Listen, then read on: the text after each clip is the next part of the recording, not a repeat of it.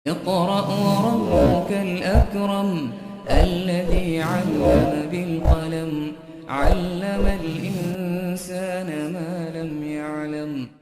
Bismillah, pertanyaan. Ustadz, di dalam hadis pertama Arba'in Nawawi dijelaskan bahwa barang siapa yang berhijrah untuk dunia atau wanita yang ingin dinikahinya, maka hijrahnya adalah untuk apa yang diniatkan tersebut. Akan tetapi Sa'id bin Musayyib mengatakan, La azidanna fi sholati min ajlik, aku akan tambahkan sholatku untuk dirimu.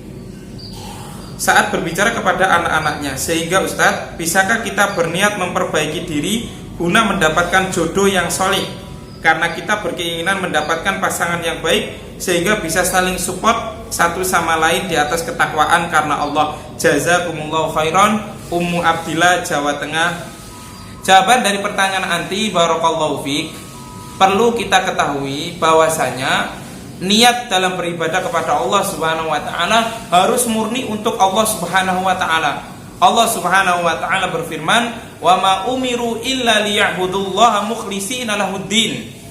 Dan di dalam mereka diperintahkan melainkan untuk beribadah kepada Allah Subhanahu wa taala dalam keadaan mengikhlaskan ibadahnya untuk Allah Subhanahu wa taala.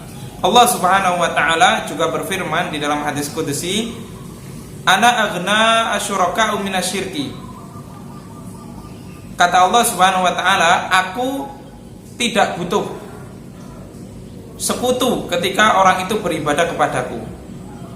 Barang siapa yang mengerjakan suatu amalan ibadah yang menyekutukan aku dengan selainnya, taraktu wa syirkah, maka aku akan meninggalkan dirinya dan meninggalkan orang yang dijadikan sekutu tersebut. Jadi ibadah kepada Allah Subhanahu wa taala tidak diperbolehkan untuk diniatkan kepada selain Allah Subhanahu wa taala. Kemudian Syekh Shaleh Al-Syekh hafidhallahu taala, Syekh Abdul Aziz Al-Syekh hafidhallahu taala dalam kitab beliau Syarah Kitab Tauhid menjelaskan,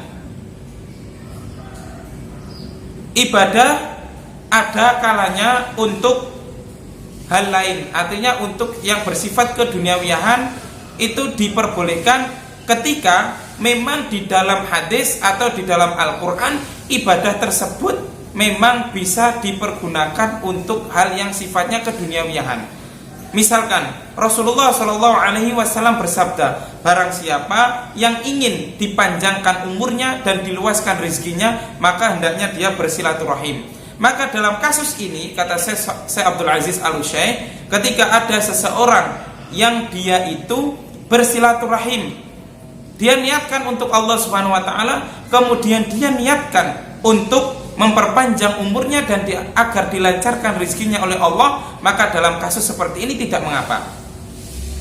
Tapi kalau untuk sholat atau ibadah-ibadah yang lain yang tidak ada disebutkan oleh Rasulullah SAW untuk kepentingan dunia, untuk tidak ada faedahnya untuk sifat keduniawiahan, maka ini tidak diperbolehkan. Harus murni untuk Allah Subhanahu wa ta'ala. Adapun perkataan Sa'id bin Musayyib rahimallahu ta'ala yang anti bawakan, maka ini sifatnya adalah memotivasi anaknya, bukan karena sholatnya untuk anaknya, tidak, tapi sholatnya untuk Allah Subhanahu wa ta'ala.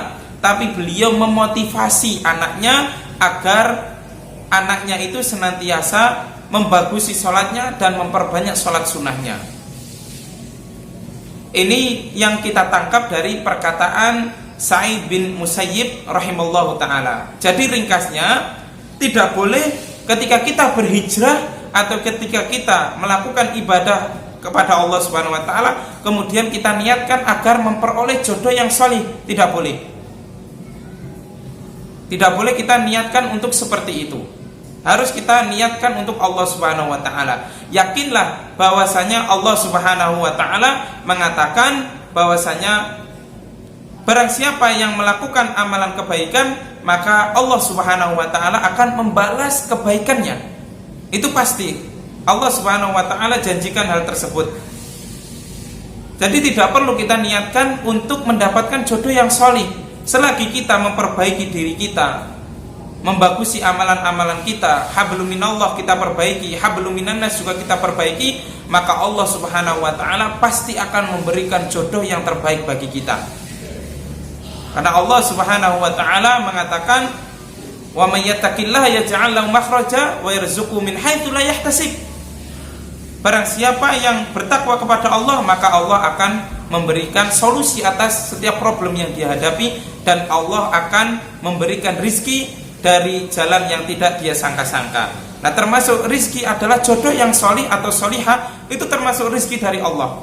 Selagi kita meningkatkan ketakwaan kepada Allah Subhanahu wa taala, maka Allah Subhanahu wa taala akan memberikan jodoh yang terbaik untuk kita. Man 'amila shalihan fali nafsi wa man asaa fa 'alaiha wa ma rabbuka bidzallamin lil 'abid, kata Allah. Barang siapa yang melakukan kebaikan, maka kebaikan itu hakikatnya untuk dirinya sendiri. Wa man asaa fa 'alaiha, dan barang siapa yang melakukan keburukan, maka keburukan itu nanti akan menimpa pada dirinya sendiri.